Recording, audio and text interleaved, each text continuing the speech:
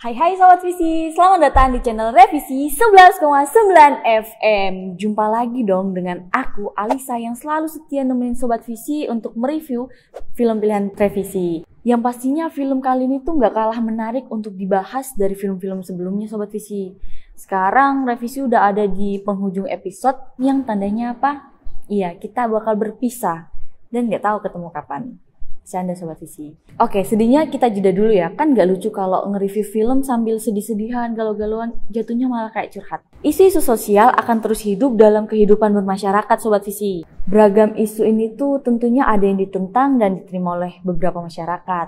Nah, film yang kita akan bahas kali ini tuh diangkat dari beberapa isu sosial yang dialami oleh warga Jepang. Seperti biasa, aku udah ngasih clue kan di episode-episode sebelumnya, jadi seharusnya Sobat Visi udah tahu sih apa yang bakal di-review di episode kali ini. Soalnya di tahun lalu film ini tuh jadi bahasan di medsos, khususnya di platform Twitter.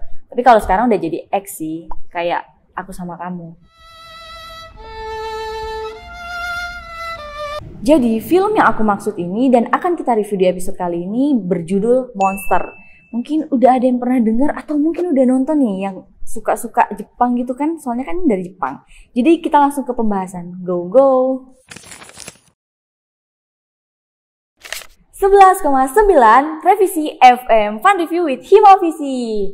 Jadi film Monster ini tuh sempat jadi hot topic loh guys di beberapa medsos. Seperti yang aku bilang tadi, film ini tuh sering dibahas khususnya di platform X. Soalnya ya banyak yang tertarik buat ngebahas film ini. Soalnya emang ada isu sosial, tapi lebih ke hal tabu sih yang diselipin dikit-dikit ke film ini. Juga nih, banyak yang debatin monster sebenarnya tuh siapa sih? Soalnya ya, yang bener yang mana sih? Monsternya tuh yang mana? Emang sih, kalau kita udah nonton film Monster ini, ya bakal ngerti kenapa kok banyak yang bertanya-tanya siapa monster sebenarnya. Sekilas aja deh kalau udah ngeliat posternya nih, buat yang belum nonton sih, ya pasti tuh mikirnya judul sama gambarnya itu kayak ada kontradiktifnya gitu. Biasanya kan kalau film judulnya Monster tuh kita pikirannya ya kayak Godzilla atau Mike dan kawan-kawannya. Atau yang ini nih, yang di bobo-bobo itu siapa sih? Papa Zola ya? Bener, nah Papa Zola. Ya pokoknya bentukannya tuh kayak nggak normal, non-human gitulah. Kayak monster pada umumnya. Tapi di film Monster ini tuh bahkan nggak nampilin bentuk yang serem sama sekali, malahan di poster nih ada dua anak kecil yang kayak lagi bahagia gitu. Awalnya juga aku ngiranya film ini tuh bakal nampilin anak kecil yang punya penyakit psikopat gitu Sobat Visi. Soalnya kan ya posternya tuh anak kecil, terus judulnya Monster. Ada yang sepemikiran gak sih? Kalau ada kita sehati. Nggak, bercanda Sobat Visi. Film ini tuh ngebuat kita yang nonton jadi orang yang suka suuzon dan kayak trash isu gitu Sobat Visi. Soalnya kita nggak bisa nebak yang mana nih monster sebenarnya. Jangan lupa istighfar, jangan lupa nyebut biar nggak masuk ke hitungan dosa. Soalnya ya emang kita tuh harus bener-bener istighfar setiap nonton film ini. Kalau kemarin kita istighfar itu ya karena sepanjang film beberapa adegannya ada yang Masya Allah. Kalau yang ini kita disuruh istighfar karena kita tuh dijebakin terus Sobat Visi. Aku sebenarnya nggak mau banyak ngomong soal ceritanya. Soalnya kalau aku beberin semua ya jatuhnya ke spoiler kan Sobat Visi. Ceritanya tuh bagaikan plot twist di dalam plot twist. Tapi selama pembuatan video ini, video revisi ini, film ini belum ada di Netflix ya Sobat Visi. Jadi bingung nih gimana ngejelasinnya. Soalnya film ini tuh hitungannya masih baru Sobat Visi. Terus ini juga baru selesai tayang loh di bioskop. Atau dengerin dulu review dari revisi aja deh Sobat Visi. Nontonnya belakangan nggak apa-apa. Oh, mungkin yang udah nonton mau dicocok-cocokin sama review dari revisi? Boleh langsung di kolom komentar. Jadi film Monster ini adalah garapan dari sutradara bernama Hirokazu Koreeda Sobat Visi. Nah, nama Koreeda ini tuh udah biasa terdengar di ajang film festival Sobat Visi. Kayak film Like Father Like Son, Shoplifters. Terus Koreeda juga sempat menggarap film Korea Selatan yang berjudul Broker. Dan dibintangi oleh penyanyi sekaligus aktris Sobat Visi. Ada yang tahu nggak?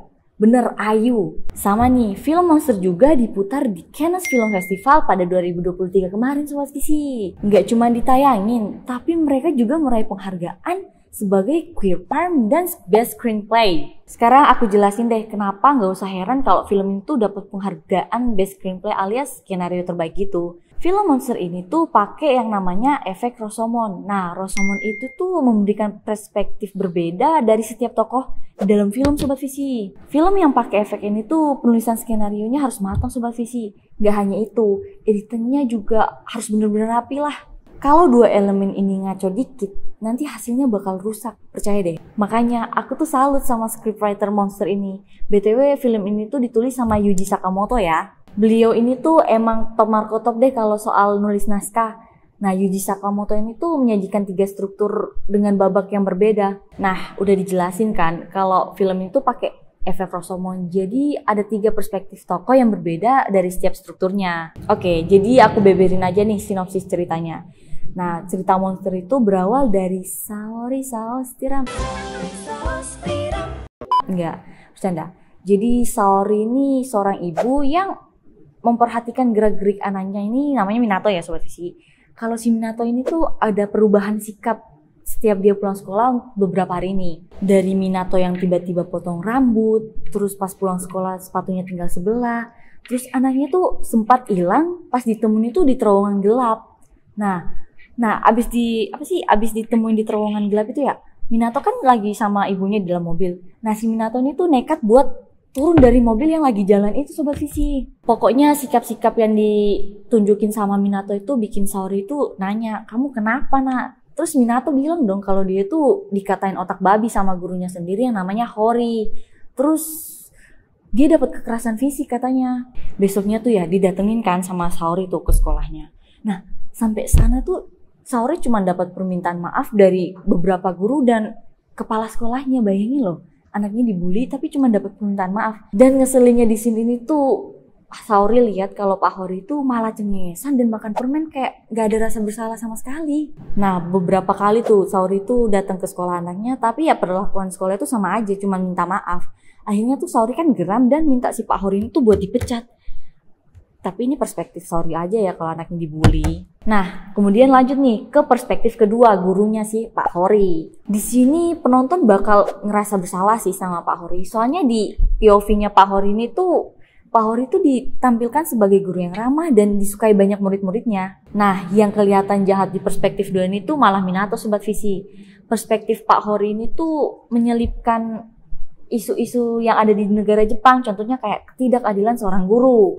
Nah, ada nih adegan gimana seorang guru tuh bilang ke Pak Hori kalau orang tua zaman sekarang itu tuh lebih ribet ketimbang anak-anaknya sendiri, kayak monster lah. Nah, cerita berlanjut sampai ke POV-nya Minato. Di sini tuh penonton akan dibuat lebih mencengangkan sih, soalnya ini tuh perspektif dari anak kecil Sobat Visi. Minato dan Yorin itu punya masalah yang rumit Sobat Visi, yang bahkan orang dewasa itu sulit buat terima. Nah, di babak 3 ini penonton makin dibuat terkejut karena Minato mengakui perasaannya ke Yori. Nah, ini nih isu yang lagi viral, yaitu isu-isu kaum pelangi. Selain itu, yang membuat Monster ini jadi hot topic di kalangan pecinta film itu ya endingnya. Soalnya ending dari film ini tuh kita tuh dibuat terenyuh, tertampar, bahkan tersadar gitu. Bukan cuma ending dari film ini, sebenarnya isu-isu yang diangkat dari setiap perspektif itu membuat penonton tertampar sama sistem sosialnya sendiri. Aku saranin kalau mau nonton siapin tisu sih, soalnya tuh bener-bener ngejelek gitu. Penulisan naskah dari Sakamoto ini tuh berlian sih. Aku akui ide itu mahal. Di babak 1 aja udah dikasih banyak plot hole, terus diisi di babak 2 dan dilengkapi di babak 3 Sobat Visi. Ya kayak puzzle gitu, penonton tuh diajak buat nyatuin potongan-potongan yang belum lengkap. Penokohan setiap tokoh ini tuh bisa dibilang sempurna ya Sobat Visi. Ya karena elemen satu ini tuh sangat berpengaruh untuk kelakon atau acting dari pemain, jadi ya keren banget gitu. Sampai bisa nipu penonton, contohnya tuh ya pas gerak-geriknya Pak Hori di waktu sidangnya Saori, itu aku yakin sih nggak bakalan ada yang ngebela Pak Hori, bahkan geram kan. Tapi di perspektifnya Pak Hori tuh malah kita jadi ngerasa bersalah dan minta maaf ke Pak Hori. Kerennya lagi sih acting dari dua pemeran utama ini. Mereka tuh berhasil menyampaikan emosi yang diinginkan dari Sakamoto sang penulis naskah. Jadi penasaran nggak sih sama acting mereka ke depannya? Mungkin bakal lebih wah gitu kan? Kita tunggu aja. Naratifnya keren, semiotiknya apalagi. Sinematografinya tuh loh, mampu menyampaikan pesan melalui bahasa visual tanpa tambahan narasi lagi. Jadi kita cuma lihat gambarnya nih, tanpa kata-kata pengantar itu penonton udah paham apa yang dimaksud sama film ini. Interpretasi penontonnya emang didominasi sama visual yang ditampilkan. Tapi ya simple aja gitu. Nggak kayak film festival pada biasanya yang mikirin visualnya tuh ribet banget. Jadi ya penonton awam tuh menikmati cerita. Sebenarnya banyak tanda yang melekat di film ini. Buat mahasiswa perfilman cocok sih kayaknya film ini tuh dijadiin kalian tugas akhir. Contohnya kayak semiotika yang melekat pada film monster. Aku kasih tahu salah satunya. Sepatu yang sering diungkit dalam film ini tuh digambarkan sebagai hak-hak para tokoh yang gak disuarakan. Sepatu yang dimaksud itu tuh milik Minato, Yori, sama Pak Hori ya. Nah, sepatu Yori yang sempat disembunyiin nih sama temen-temennya, jadi Yori tuh pulangnya nyeker. Terus Pak Hori yang ngelepas sebelah sepatunya doang, dan Minato yang minjemin sepatunya ke Yori sebagai bentuk simpati. Film ini tuh jadi refleksi bagi kita sendiri Sobat Visi tentang terbentuknya sistem sosial. Nah, bukan cuma di negara Jepang sih sebenarnya, tapi di berbagai banyak negara, contohnya ya Indonesia sendiri. Penyelipan hal tabu yang krusial di berbagai negara ini sangat berani loh ditampilkan oleh Korida dan Sakamoto. Jujur aja sih, film ini tuh mengangkat isu sosial, tanda kutip, pelangi, tapi nggak buat kita risih juga kan. Karena ya yang ditekankan bukan cuma isu itu doang, dan kita taunya di akhir kan kalau ada isu sosial yang terselip. So brilian sih bisa buat film kayak gini. Bukannya aku ngebela kaum pelangi, bukan Sobat Visi. Aku di sini cuma bertugas untuk mereview film revisi aja. Bohong. Yang bener. Gak ada maksud pro atau kontranya ya Sobat Visi. Ya di sini kita cuma bicara soal karya seni. Kalian mau terima atau enggak ya tergantung penilaian masing-masing. Ya, ini closingan terakhir dari revisi tahun ini. Terima kasih banyak buat yang udah setia nungguin episode-episode dari revisi, bahkan setia buat dengerin review dari revisi kali ini. Kalau ada salah kata atau perbuatan, mohon dimaafin sebesar-besarnya ya Sobat Visi. Sobat Visi kan baik, jadi nggak bakal ada nih tebakan-tebakan film selanjutnya, dan nggak bakal bikin kalian pening-pening lagi buat mikir film apa nih episode selanjutnya.